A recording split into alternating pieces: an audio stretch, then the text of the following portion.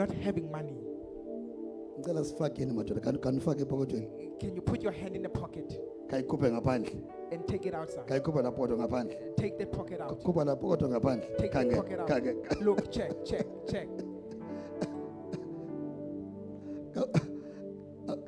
Kawucela xa uhamba ngayi ngaphandle kayikhuphe. When you walk with your pocket outside, Lapho kodwa.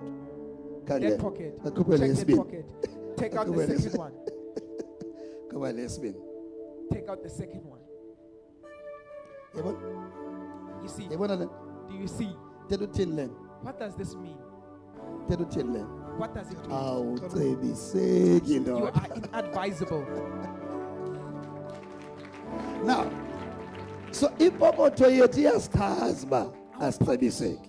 Can tell that you are Imali yabuya inadvisable. hlala kuYesu. Money is coming back. Stay in Jesus. Hlala kuYesu.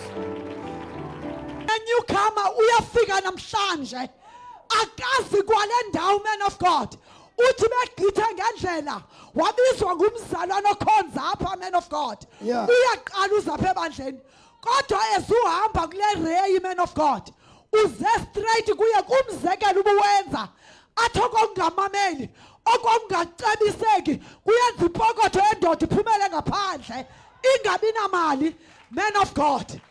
Into emangalisayo uze kuye straight wathi ndoda khupha ipokotho zakho ngaphandle. Man of God, nali ibandla liyambona uyalila ubhuti akakwazi nozibamba uthi sisi ndanti nezimali mna umfazi wami kudala ndicebisa zange ndacebiseka namhlanje andinamali. Umoya kaThixo uyafixa, umoya kaThixo uyafixa ubuyisela into ezilahlekile. Siyabulela Jehova. Amen, man of God. As you were talking to this man about being inadvisable and being stubborn, as you approached him and told him to take out his pocket, he is confirming that he had monies, he had a wife, and throughout his marriage, he was inadvisable. His wife was trying to advise him, but he didn't take the advice, and he was being stubborn throughout his marriage. Come on, usathe twaka. Jesus!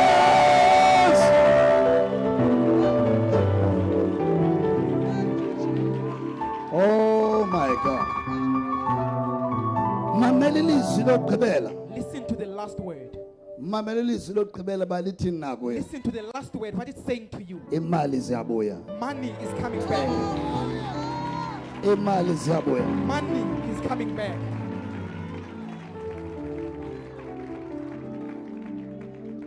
Yabona umoya Thixo uyarevela. You see the Spirit of God Akubonisa uba reveals ukule nkinga okuyo and shows you ngenxa that yo in the 1 and challenge 2 we and 3 and 4 and 5. Because of 1 and 2 But and 3 and 4. ekugqibeleni But iyaxela bajonga in the last, imali yabuya. money is coming back.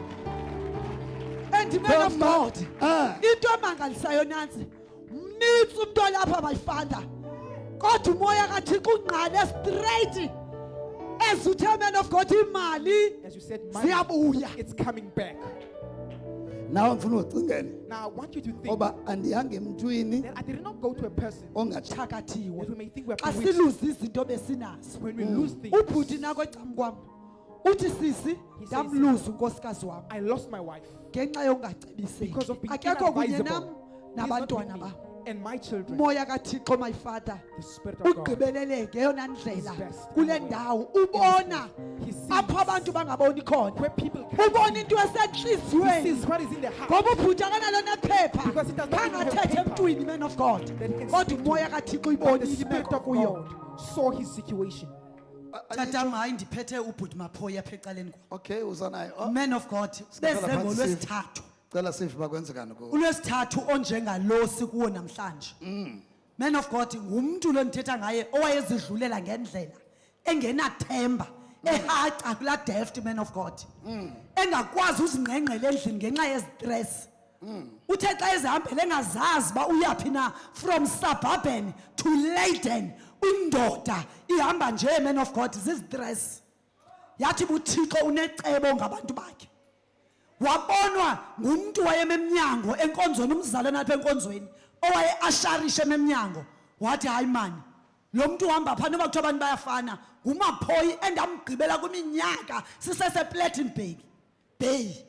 Wambiza wathi andindawo bhuti ndiyazihambela. Wathi uyaphi mfowethu khawungene nantsi inkonzo? Wathi andindawo ndihamba nje ndingangena enkonzweni. Man of God, eziba siyibona iLuke, umuntu wayekhona sozathule namhlanje unless unomona wendalo. Umuntu wayekhona ngalelo sithathu iLuke kabhuti. ukhona ukhumbulayo. Someone who remembers. Wow, hallelujah. Siyahlala phansi. Man of God, wathi ufundisa ngalelo sithathu. Wathi indoda ebenenkani ayammamela umfazi wayo, ipokotho zayo ziphumela ngaphandle. Samangaliswa man of God, ubhuti wayehleli pha kwi-ray yesithathu ekugqibeleni, ekwindawo yesibini isitulo engekho lapha ekuqaleni. Waya kuye man of God, wenza umzekelo ngaye, wazikhupha ipokotho zakhe. Man of God walila ubhuti. Wathi man of God xa ugqiba wathi imali izawubuya. Wawunemali awusenayo izawubuya. Man of God, after phuma enkonzweni, umnkosikazi wakhe ngoba bebengafowunelani, bengathethi, bohlukana kwindawo babehlala kuyo man of God, waphuma kuyo balo uhlukene nomfazi, akanamali, waphelwa imisebenzi, waphelwa into yonke, abantwana bamkanomama ebengumayedwa. Wancama man of God, indoda yokhala kodade wayo yathi andinandawo. Oosister bayo bamnika indawo eback kubo man of God.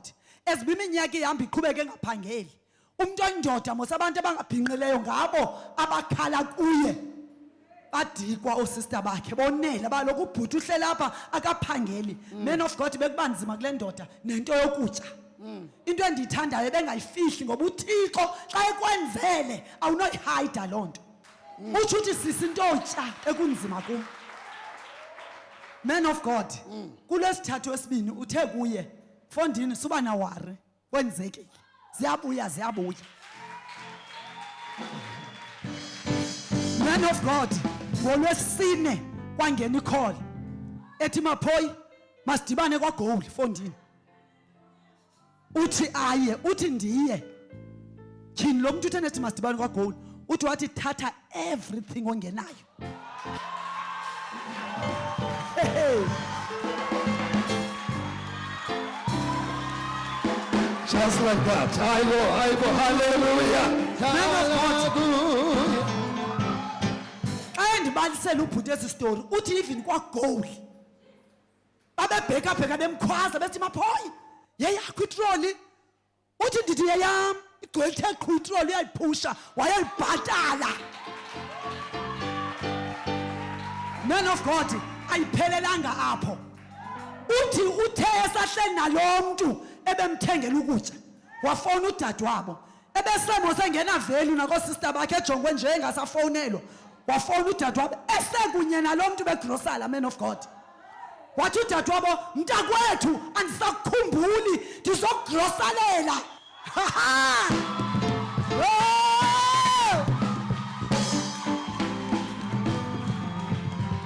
Bazalwane, uThixo xa engenelele, mandithi man of God, kususwe la nwemu yoba bengabonwa ngabantu, engathandeki ebantwini, watsho wacingwa ngabantu. Wathi kudade wabo, dadewethu ukutya ndinako, naku kugcwelisa apha endlini, nefriji ndifakelwe nenyama efrijini, ndanikwa nemali ngumntu bendithengela. Wathi udade wabo, it's fine, masidibane emall ndiyokuthengela into zothambisa.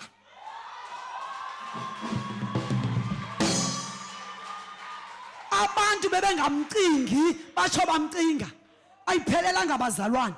Uthi onoteksi, ngoba ingunoteksi lo, uthi aba bebendijonga nje, uthi ndifonelwa ngapha nangapha, so hayi Fondini khawuqhubele eteksi 2 days, hayi Fondini uyafowunelwa ngonoteksi.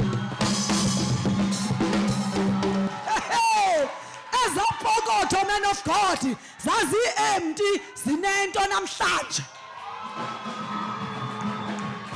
Oh, come on, shine your Sisanda, hallelujah. Wow. Man of God, umama umntana lo bemjonge ngathi ayingomuntu engamuhoya angamfonela nomfonela, yangena icall kamama umntana. Hayibo, uphini utheni ungafumaneka efonini abantwana ndibathumela kuwe bazoholideyini bazokubona man of God abantwana batsho baya kutata wabo barest abantwana kutata wabo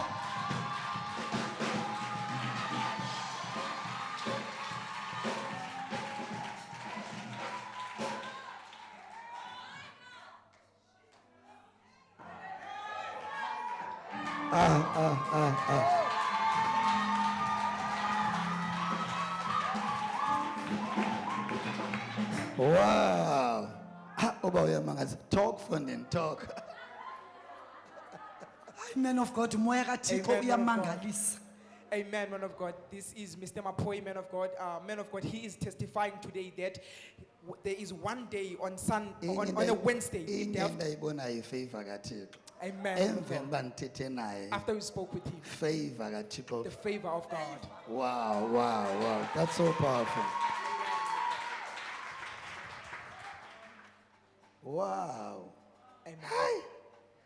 Ufuna usicalela uba wenze lezi zinto emveni kwala. ubawo man of God wenze zonke ezi zinto emveni ba umthandazele God wamnika iprofesi man of God Wow. khululeka He was delivered. Siyambonga kakhulu uba We ngobomi thank bakho. Jesus about your life, And siyamthemba uba kakhulu ukuthi and we trust seza God kwenzela into ezinkulu. that He will do greater Seza ubuye things, uzothetha ezingaphezu kwesi. and He will speak greater things than this. Anomsho umvile nawe Yesu. I'm not Xa sure whether you esithi, heard Jesus Now uyakholwa uba when He said, "Now you uyakholwa believe." emveni mandithekwe ndakubona uphansi komthi. After I said, "I saw you beneath the tree," Yalaa ndoda yes ndiyakholwa. and He said, "I Wathi Yesu believe." ngenxaba ukholiwe He said, "Because you have believed, ndakuthi kuwe ndikubonile uphansi and I will komthi. say, I will see you beneath the uYesu tree." azange aye kulaa ndoda face to face. Jesus never went But to the xa man face to besiza face. nayo Nathaniel uthi Yesu But as he nalilungisa. He said, "There is a righteous man." Ndalibona liphansi komthi. I saw him No- beneath Not the tree, physical. not physically. Wakholwa lamfu uba uYesu And that man ndibonile. believed Wathi that Yesu Jesus saw me. since ukholwa And He said, "Since you believe, uyobona into ezinkulu. you will see great things." Hayi. If ukwazile ukholwa kwisuku lokuqala ofika ngale If you caweni believe in the first uxinekile day, ungekho while right confused, wakholwa. being not in the right state, and you believed. Emveni kokuthi kwakubonisa uba And ndikhona after that, God showed you that I'm here, I'm ndizokusapota present. I will support you. ndizakususa uba beyintlekisa. I will remove you So from the yintoni alarm enye stone. eshotayo Then what is short? kukholwa more Is kuthemba to uthixo believe more more, to trust God more, khona ukuze kulandele izinto ezinkulu kunezi. so that greater Wow, things wow. may follow. So us. ngoku uyasebenza ngo So now you are working. Mana nibizwa nje. umane bubuza ngo wow into ibikade ingenzeki. Ngasibe ngasenze. Something that Bless didn't you, happen. bless you, bless you, bless you. Yes, subana wakho. Thixo ngecala lakho. God God is on bless his you. side. Bless you.